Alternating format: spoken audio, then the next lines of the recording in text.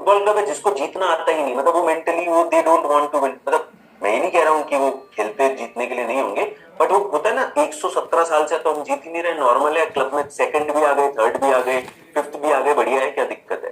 That is how the attitude is सबका। लेकिन एक प्लेयर आया जाबी अलोंसो, वो चैंपियन आदमी, एकदम चैंपियन। कैसे? फुटबॉल वर्ल्ड कप जीता हुआ है स्पेन के साथ, यूरो जीता हुआ स्पेन के साथ 2 बार, चैंपियंस लीग जो कि यूरोप की सबसे बड़ी लीग है वो जीता हुआ है वो, ठीक है, ला लीगा जीता हुआ है वो, ला लीगा स्पेन की जो चैंपियनशिप होती है वो जीता हुआ है, बुंडेस लीगा जीता हुआ है, दो दो तीन तीन बार, बुंडेस लीगा 3 बार जीता हुआ है, तो वो चैंपियन इंसान है। वो आया इस फुटबॉल क्लब का मैनेजर, एज मैनेजर, राइट? तो उसका दिमाग क्या बोलता है? मुझे तो जीतना है, that is what his belief says. उसके पास रिसोर्सेज में कोई स्टार प्लेयर नहीं है, कुछ नहीं है, बहुत पैसा नहीं है, नॉर्मल टीम में, बट एक इंसान आया जिसका माइंडसेट क्या बोलता है, जिसका बिलीफ क्या बोलता है कि भाई मैं तो चैंपियन हूं, मुझे हारना आता ही नहीं, सिर्फ उसका माइंड बोल रहा है। बाकी सब लोग, ना ओनर को जीतना है, ना प्लेयर्स जीतने, कोई कोई किसी को होप ही नहीं, सब होपलेस है, बस एक बंदा है।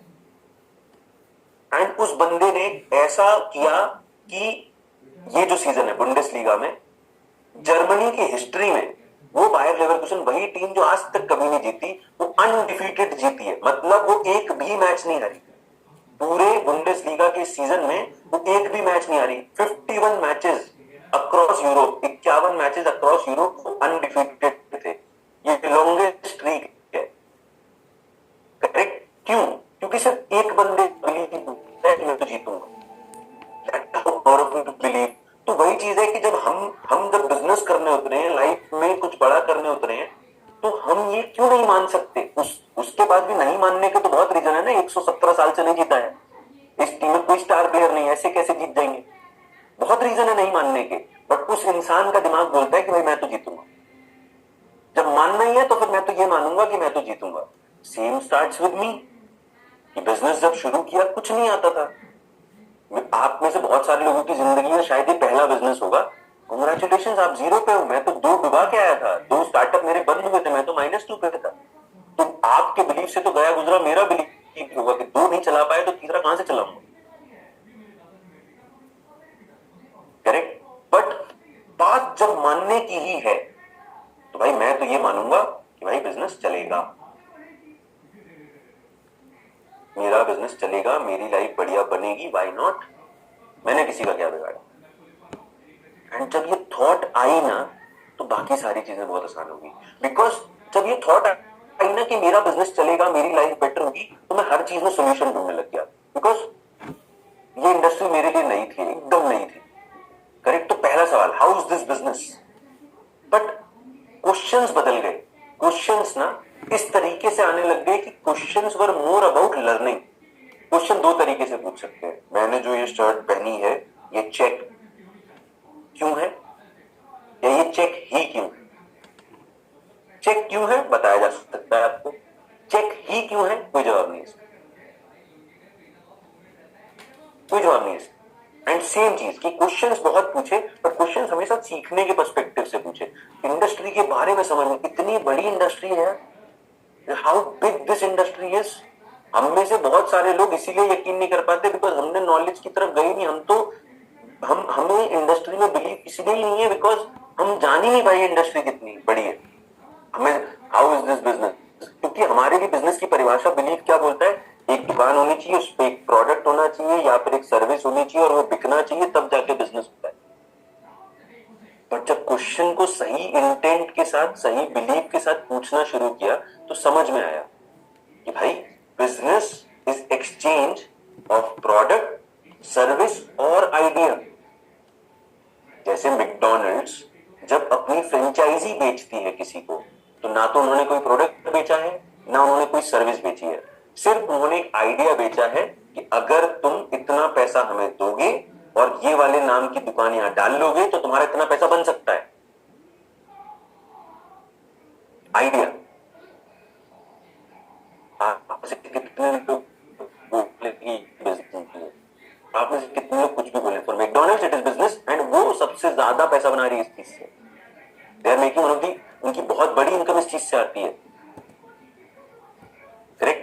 राइट? तो प्रोडक्ट, सर्विस और idea, in the and on ground कोई ना कोई प्रोडक्ट या सर्विस बिकना चाहिए, बट उसके बहुत सारे तरीके तो समझ में आए यार। आज देखा जाए तो भाई मोर देन $200 बिलियन का रेवेन्यू हो रहा है। $1 बिलियन 8,300 करोड़ होता है। हम जिसको फॉलो करते हैं बचपन से, मैं क्रिकेट, तो फुटबॉल, ये म्यूजिक, बॉलीवुड, इन सबसे बड़ी इंडस्ट्री। तो रियलाइज हुआ यार कि सही में मतलब it is a very good industry to be part of, right? हमें से बहुत सारे लोग शायद इसलिए हमने नेगेटिव सुना है, वो सुना इसलिए है बिकॉज हम जिस सोसाइटी में रह रहे हैं वो सोसाइटी में अमीर बनना गलत माना जाता है। तो फिर वो कोई भी चीज जिससे अमीर बना जा सकता है या जहां पे भी वो डिस्कशन हो रहे होंगे, वो उस डिस्कशन को डिसरिगार्ड करते हैं, उस डिस्कशन को साइड में हटा देते हैं। बहुत छोटा एग्जांपल है, आप सब लोगों के साथ भी हुआ होगा। मेरी जब पहली जॉब लगी थी 12 लाख पर एनम पे, तो ये तो अच्छी चीज है ना, बचपन से पढ़ाई इसी चीज के लिए की थी कि अच्छी सैलरी मिले। जब मेरे पापा घर पे बता रहे थे तो अगल बगल वाले अंकल बोलते, अरे इतनी सैलरी थोड़ी नहीं मिलती है प्राइवेट जॉब में, कहती हो कहती डालता होगा। हमने भी दुनिया देखी है, दुनिया नहीं देखी है, उन्होंने टुंडला देखा है, एंड इसलिए उनका जो बिलीफ सिस्टम है वो टुंडला के बेसिस पे है। अब हम चाहे तो किसी चीज को देख के अनदेखा कर दें, फिर वो हमारी गलती है। हमारी आंखों के सामने दिख रहा है कि हमारे कुछ अपलाइंस हैं जिन्होंने 12-12 साल में, 11-11 साल में, 14 सालों में, 10 सालों में इतना बड़ा बिजनेस एम्पायर खड़ा कर दिया है। वो अपनी लाइफ में वो सारी चीजें कहीं ना कहीं कर पा रहे हैं जो हमारे लिए ड्रीम हुआ करती थी। बिलीफ तो बट नेचुरल होना चाहिए यार, ये तो सही है। एंड सिर्फ सिर्फ मेंटली में, पूरा सिर्फ मेंटल, कि भाई देखा जाए तो प्रूफ तो हमारे पास सारे हैं, बस मानने भर की देरी है, मानने भर की देरी।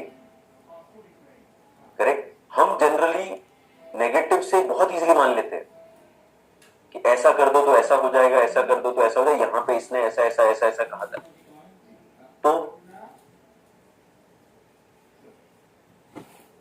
कोई रोजाना बोल रहा है ये कर लो, ये कर लो, इससे हो जाए, तो हम वो क्यों नहीं मान रहे?